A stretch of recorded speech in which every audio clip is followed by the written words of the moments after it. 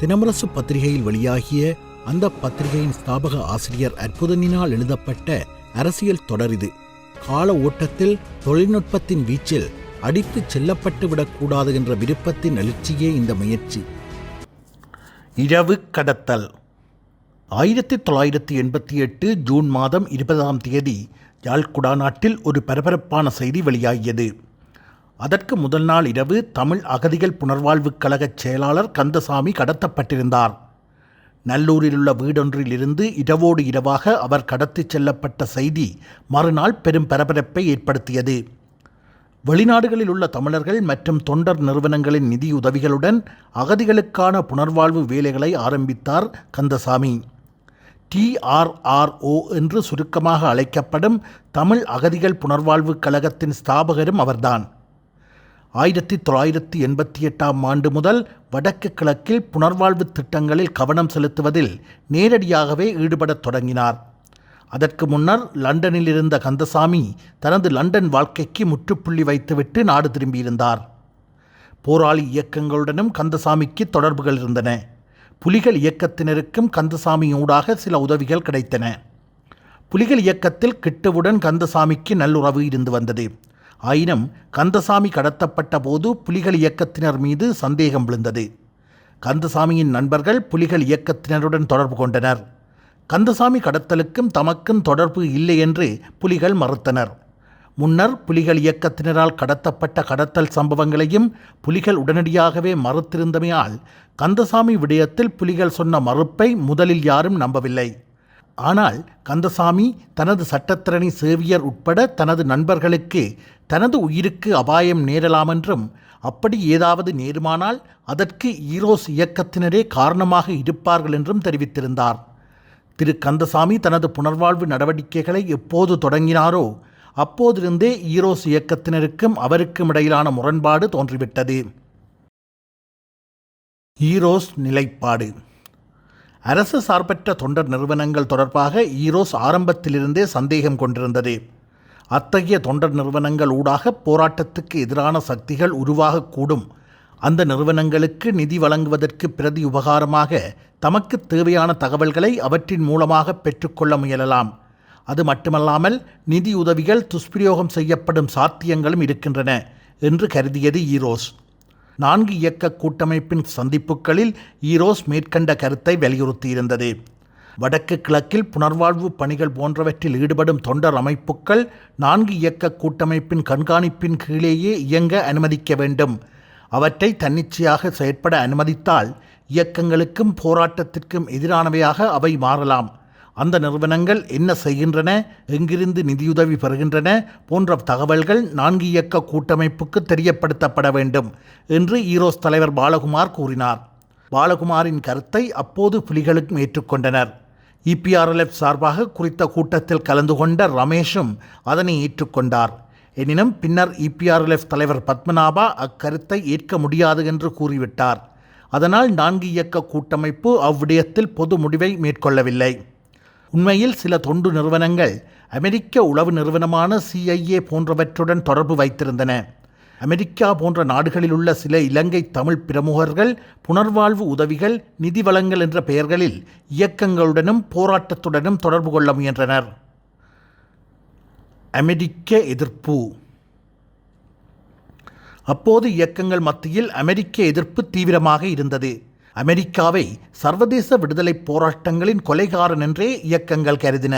அதனால் அமெரிக்காவில் இருந்த சில இலங்கை பிரமுகர்கள் தம்மை அமெரிக்க ஆதரவாளர்கள் என்று காட்டிக்கொள்ளாமல் அமெரிக்க அரசின் நலன்களுக்காக மறைமுகமாக செயற்பட்டனர். அமெரிக்கர்களான அலன் தம்பதியினரை அமெரிக்க CIA உளவு நிறுவனத்தினர் என்று EPRLF கடத்திச் சென்றதும் குறிப்பிடத்தக்கது. இக்கடத்தலின் பின்னர் இலங்கை தமிழர்கள் சிலர் மூலமாக அமெரிக்க உளவு நிறுவனம் தனது செயற்பாடுகளை தொடர்வதாக சந்தேகிக்கப்பட்டது. ஈரோஸின் சந்தேகம் திரு கந்தசாமி மீது திரும்பியது. கந்தசாமி கூட்டணியின் தலைவர்களுக்கும் நெருக்கமானவர். ஈரோஸிற்கும் கந்தசாமிக்கும் இடையிலான பிரச்சினையை தீர்த்து வைக்க முன்னாள் யாழ் MP ஜோகேஸ்வரன் முயற்சி செய்தார். அப்போது ஜோகேஸ்வரன் சென்னையில் தங்கியிருந்தார். ஜோகேஸ்வரனை சந்தித்த பாலகுமார் கந்தசாமி மீதான தமது குற்றச்சாட்டுக்களை கூறினார். திரு கந்தசாமி புனர்வாழ்வு பணியோடு மட்டும் நிற்கவில்லை. வடக்கு கிழக்கில் குறிப்பாக வடபகுதியில் இயக்கங்களின் செயற்பாடுகள் உட்பட அங்கு நடைபெறும் சம்பவங்கள் தொடர்பாக தினந்தோறும் அறிக்கை தயாரிக்கிறார். அதற்கான தகவல்களை திரட்டும் நபர்களைக் கொண்ட செயற்பாட்டு திறன்மிக்க அமைப்பு அவரிடம் உண்டு. கோண்டாவிலுள்ள ஒரு வீட்டில் இயக்க உறுப்பினர் ஒருவர் சென்று சோற்றுப்பாசல் கேட்ட தகவல்கள் கூட உடனடியாக அவருக்கு தெரிய வந்துவிடுகிறது. ஆவணப்படுத்தல், அதற்கான தகவல் திரட்டல் என்பவற்றில் கந்தசாமி அசகாய சூரர். அவரது அறிக்கைகள் சில வெளிநாட்டு உளவு நிறுவனங்களுக்கு உடனுக்குடன் அனுப்பப்படுகின்றன என்று பாலகுமார் சொல்லியிருந்தார். அனைத்தையும் செவிமடுத்த யோகேஸ்வரன் திரு கந்தசாமி தொடர்பான தனது குற்றச்சாட்டுக்களில் சிலவற்றை ஏற்றுக்கொண்டதாகவும் அது தொடர்பாக அவர் முன்னரே அறிந்திருந்ததாகவும் பாலகுமார் பின்னர் தெரிவித்திருந்தார். எப்படி இருந்தபோதும் திரு கந்தசாமிக்கு ஈரோஸ் இயக்கத்தால் தீங்கிழைக்கப்படக்கூடாது என்றே யோகேஸ்வரன் மிகவும் வலியுறுத்தி கேட்டுக்கொண்டார். திரைமறைவு நாடகம். இதன் பின்னர்தான் அதிர்ச்சியான திரைமறைவு நாடகத்திற்குள் நாம் பிரவேசித்தாக வேண்டியிருக்கிறது. புலிகளின் மறுப்பை முதலில் நம்ப மறுத்த போதும் திரு கந்தசாமி தனது நண்பர்களுக்கு தெரிவித்த கருத்துக்கள், கடிதங்கள் மூலமாகவும் விசாரணைகள் மூலமாகவும் சந்தேகம் ஈரோஸ் மீது திரும்பியது. இந்திய படையுடன் நெருக்கமான நட்பு ஈரோஸுக்கு இருக்கவில்லை. EPRLF மாகாண அரசுடன் ஈரோஸுக்கு பிரச்சினை. புலிகளின் நண்பர்கள் என்று ஈரோஸை துரத்தி திரிந்தது EPRLF. மாகாண சபை தேர்தலில் வடக்கில் சுயேட்சை குழு ஒன்றை நிறுத்த ஈரோஸ் மறைமுகமாக முயற்சி செய்ததையும் முன்பு குறிப்பிட்டிருந்தோம். அந்த விடயமும் வெளியே தெரிந்துவிட்டது. இந்த முயற்சி தோல்வி கண்டதுடன் சுயேட்சை குழு தலைவராக போட்டியிட முன்வந்த சிவஞான சுந்தரத்தையும் EPRLF சுட்டுக் கொண்டிருந்தது. இவ்வாறான நெருக்கடி நிலையில் கந்தசாமியை கடத்த ஈரோஸ் துணியுமா? அப்படி செய்தால் இந்திய படை அந்த சந்தர்ப்பத்தை பயன்படுத்தி தம்மை நசுக்கிவிடும் என்று ஈரோஸ் நினைத்திருக்காதா என்று ஒரு சாரார் சந்தேகப்பட்டனர். அது நியாயமான சந்தேகம்தான். ஆனால் கந்தசாமியை கடத்தியதும் ஈரோஸ் தான். எப்படி அந்த துணிச்சல் வந்தது? அங்கேதான் இருக்கிறது விடயம். கந்தசாமியை கடத்தச் சொன்னது இந்திய உளவு பிரிவான ரோ. காரணம் என்ன? உளவு பிரிவுகளுக்கிடையிலான போட்டியின் ஒரு கட்டம்தான் அது. திரு கந்தசாமி வெளிநாட்டு உளவு நிறுவனங்களுக்கு தினந்தோறும் அறிக்கைகளை அனுப்புவதாக சந்தேகித்தது ரோ. இந்திய படையோடு நெருக்கம் இல்லாதது போல வெளியே தெரிந்தாலும் ரோவுடன் நெருக்கமான தொடர்புகளை வைத்திருந்தது ஈரோஸ். ரோ உயர் அதிகாரியான சந்திரன் என்பவர் ஈரோஸ் தலைவர்களில் ஒருவரான சங்கர் ராஜியுடன் நெருக்கமான தொடர்பில் இருந்தார். திரு சந்திரன் தமிழ்நாட்டுக்காரர், தஞ்சாவூரைச் சேர்ந்தவர். அவர்தான் போராளி இயக்கங்களை ரோ சார்பாக கையாண்டு கொண்டிருந்தார். யாழ்குடாநாட்டில் 6 இடங்களில் அப்போது ஈரோஸ் முகாம்கள் இருந்தன. பிரதான முகாம் நல்லூர் கோயில் வீதியில் இருந்தது. ரோ சொன்னதால்தான் ஈரோஸ் துணிந்து கந்தசாமியில் கை வைத்தது. எச்சரிக்கை. கடத்தலுக்கு முன்பாக 3 தடவைகள் ஈரோஸால் கந்தசாமி எச்சரிக்கப்பட்டார். ஈரோஸ் சார்பாகச் சென்று கந்தசாமியை சந்தித்து எச்சரித்தவர் ரவி என்று அழைக்கப்படும் முருகதாஸ். ரவிதாஸ் என்றே கந்தசாமியிடம் அவர் தன்னை அறிமுகம் செய்து கொண்டார்.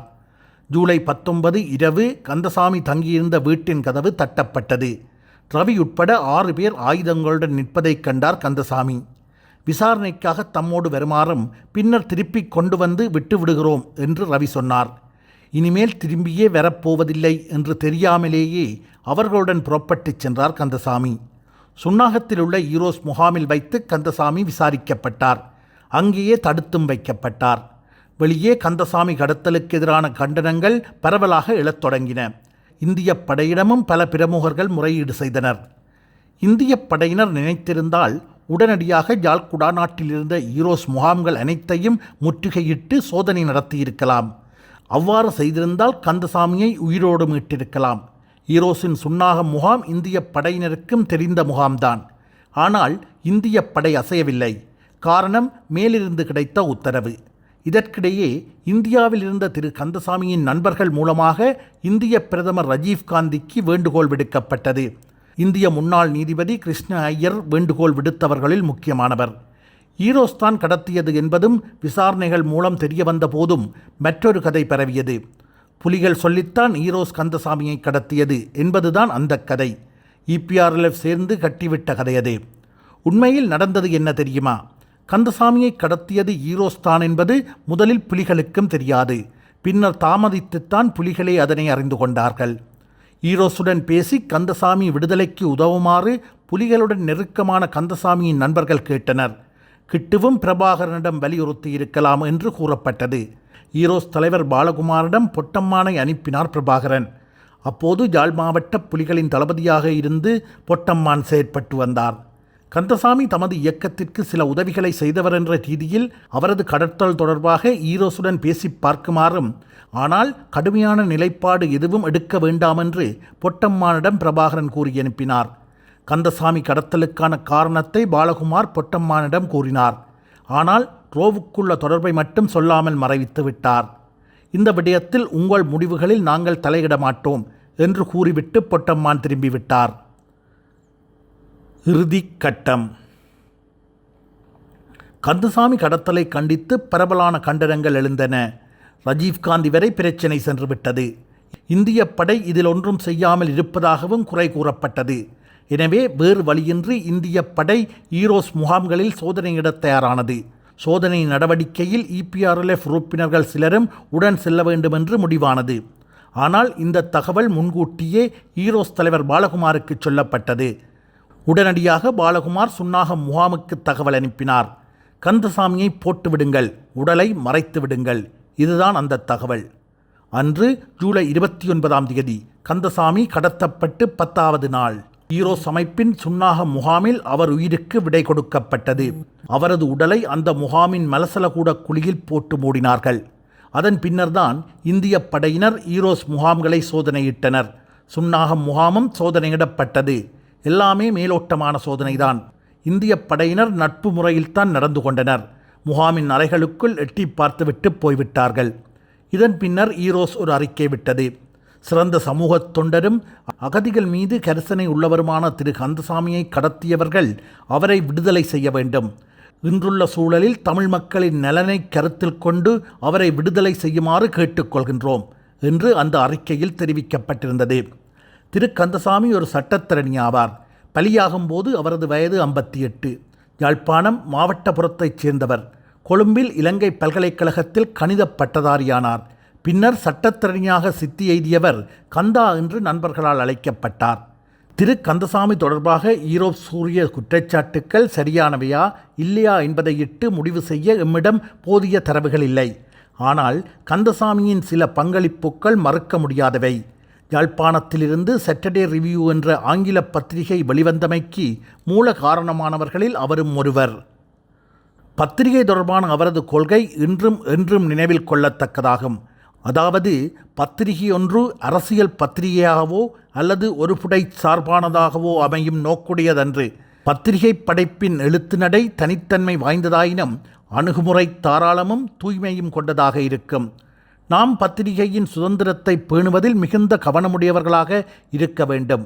இச்சுதந்திரம் நமது கருத்துக்கு ஒவ்வாததை மறைப்பதை விட முரண்பட்ட கருத்துக்களை வெளியிடுவதன் மூலமே எய்தப்பெறலாம் என்று சாட்டர்டே ரிவ்யூ தொடர்பிலே தெரிவித்திருந்தார். தமிழ் அகதிகள் புனர்வாழ்வுக் கழகம் தொடர்பாக கடத்தப்படுவதற்கு 3 வாரங்களுக்கு முன்னர் பின்வருமாறு திரு கந்தசாமி எழுதியிருந்தார். அதாவது, சுதந்திரமான அமைப்பாக நம்மால் இயங்க முடியாவிட்டால் அதனை மூடிவிடுவதே உகந்தது என்பதுதான் அந்த கருத்து. இவ்வாறான கருத்துக்கள் தூய்மையான இதயங்களில் இருந்துதான் எழ முடியும். அந்த வகையில் கந்தசாமி தொடர்பான ஈரோஸின் மதிப்பீடு சரியானதா என்பது சந்தேகத்திற்குரியதாகின்றது. ட்ரோ சொல்லித்தான் கந்தசாமியை ஈரோஸ் கடத்தியது என்பதை அறிந்த பின்னர் புலிகள் தமது அதிருப்தியை பாலகுமாரிடம் தெரிவித்திருந்தனர். இந்த காணொளி உங்களுக்கு பிடித்திருந்தால் லைக் பண்ணி சப்ஸ்கிரைப் செய்து கொள்ளுங்கள். தொடர்ச்சியாக அற்புதனின் எழுத்துக்களை ரசிப்பதற்கும் ஈழத்தமிழ் அரசியலின் ஒரு பகுதியினை அறிந்து கொள்வதற்கும் உதவியாக இருக்கும். அப்படியே உங்களுடைய நண்பர்களுக்கும் பகிர்ந்து கொள்ளுங்கள். நன்றி.